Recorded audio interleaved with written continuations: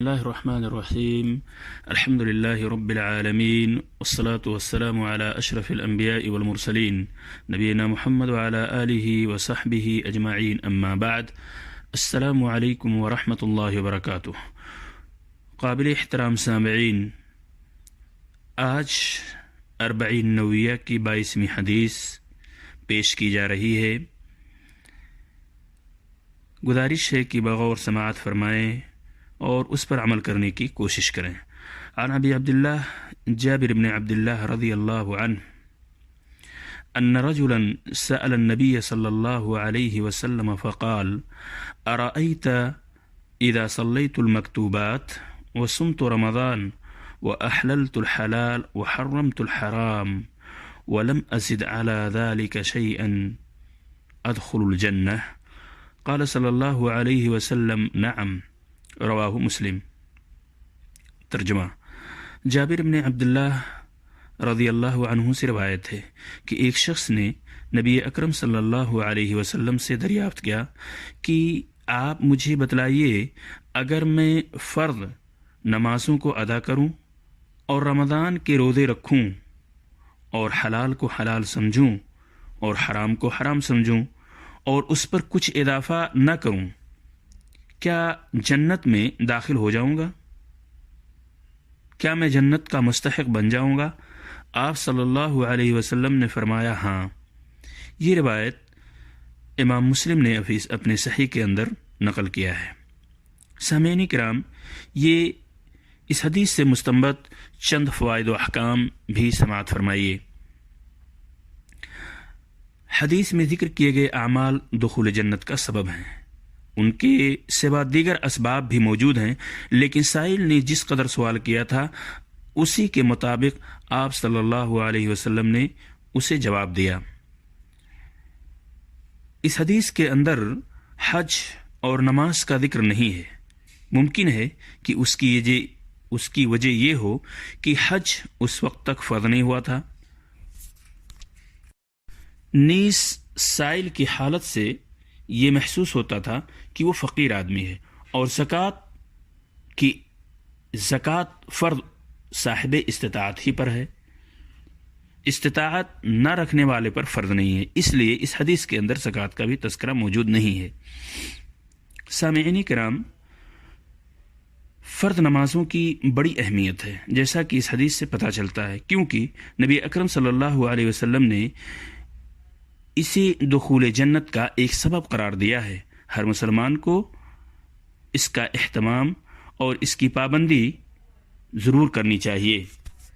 صحیحین میں نبی اکرم صلی اللہ علیہ وسلم کی ایک حدیث ہے، جس نے دو ٹھنڈی صلاتیں، دو ٹھنڈی نمازیں یعنی فجر اور عصر ادا کی، جنت میں داخل ہوگا۔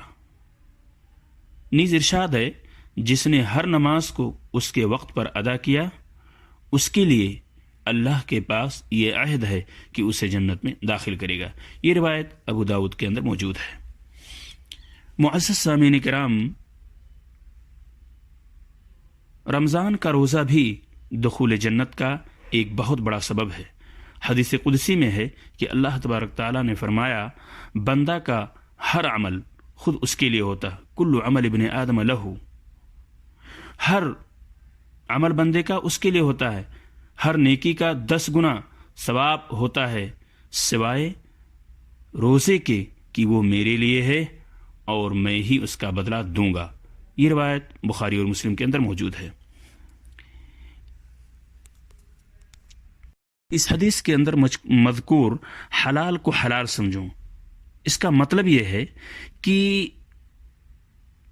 اس کو حلال مان کر اس پر عمل کروں، لہذا میں واجب و مستحب، اس میں واجب و مستحب اور مباح سب داخل ہیں۔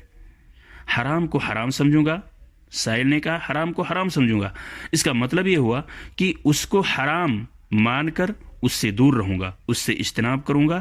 جس نے کسی حرام کو حلال ہونے کا عقیدہ رکھا تو اگرچہ وہ اس کا ارتکاب نہ کرے پھر بھی کافر ہو جاتا ہے۔ یہی معاملہ کسی حلال کے حرام ہونے کا عقیدہ رکھنے پر بھی ہے۔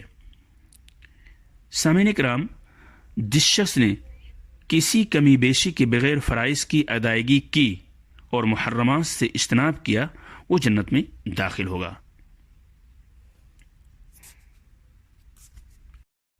یہاں ایک بات کی وضاحت کر دینی ضروری ہے کہ حلال اور حرام کسے کہتے ہیں۔ سامعین کرام، جملہ انسانی اعمال، تمام قسم کے انسانی اعمال یا تو ان کا تعلق دل سے ہوتا ہے، دل سے وہ عمل کیے جاتے ہیں، یا دیگر اعمال جسمانی اعضاء سے ادا کیے جاتے ہیں، اور یا شریعت نے انہیں کرنے کی اجازت دی ہے یا ان کے کرنے سے روکا ہے۔ جن کاموں کی اجازت دی گئی ہے انہی کو حلال کہا جاتا ہے، اور جن کاموں سے روکا گیا ہے انہیں حرام کہا جاتا ہے۔ اس لحاظ سے حلال و حرام میں سارے کام داخل ہو جاتے ہیں۔ جو شخص حلال کو حلال سمجھ کر اپنائے اور حرام کو حرام سمجھ کر دور رہے، گویا اس نے پورے دین پر عمل کر لیا، کیونکہ حلال و حرام سے باہر کوئی اور چیز نہیں ہے۔ سامعین کرام، اس حدیث سے ایک اہم بات یہ بھی معلوم ہوتی ہے، جس شخص کو دینی معلومات نہ ہوں اسے علماء کرام سے دریافت کرنا چاہیے۔ دریافت کرنے میں شرم و حیا نقصان دہ، یعنی اگر کوئی شخص دریافت نہیں کرتا ہے، شرم اور حیا کرتا ہے، باوجود اس کے کہ اسے یہ دینی مسائل معلوم نہیں ہیں، تو یہ چیز قابل مذمت ہے۔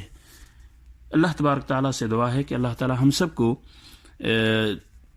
دینی مسائل کے سمجھنے، اس کے مطابق عمل کرنے، اور ایسی حالت میں جب ہم اسے نہ سمجھ سکیں تو اللہ تبارک تعالیٰ ہمیں اس بات کی توفیق دے کہ ہم اپنے معتبر علماء کلام سے دینی معلومات حاصل کریں اور قرآن و حدیث کی روشنی میں معلومات لینے کے بعد اس پر عمل پیرا ہوں۔ السلام علیکم ورحمۃ اللہ وبرکاتہ۔